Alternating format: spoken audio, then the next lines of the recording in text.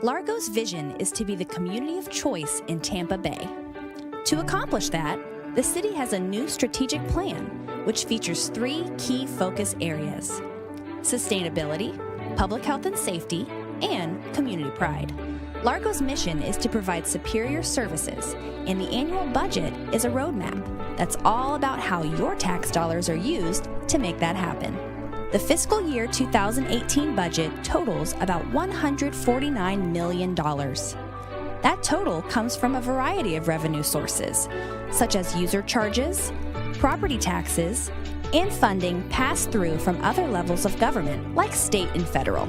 The property taxes paid by Largo residents provide parks and recreation services, police and fire protection, the Largo Public Library, road and sidewalk repairs, and so much more.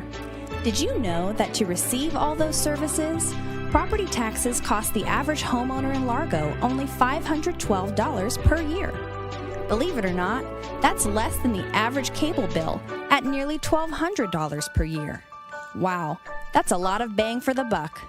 Property taxes for the upcoming year have increased on average $48 in an effort to fund a number of strategic initiatives, including technology investments to improve customer service, community outreach, and citywide efficiency, additional fire rescue personnel to meet growing service demands, and funding for emergency preparedness, including major infrastructure investments and reserves to help the community survive and rebuild before, during, and after disasters like hurricanes.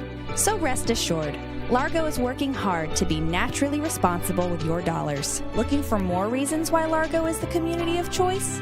Here are a few. But to really see what Largo's budget is all about, visit largo.com/financial center today.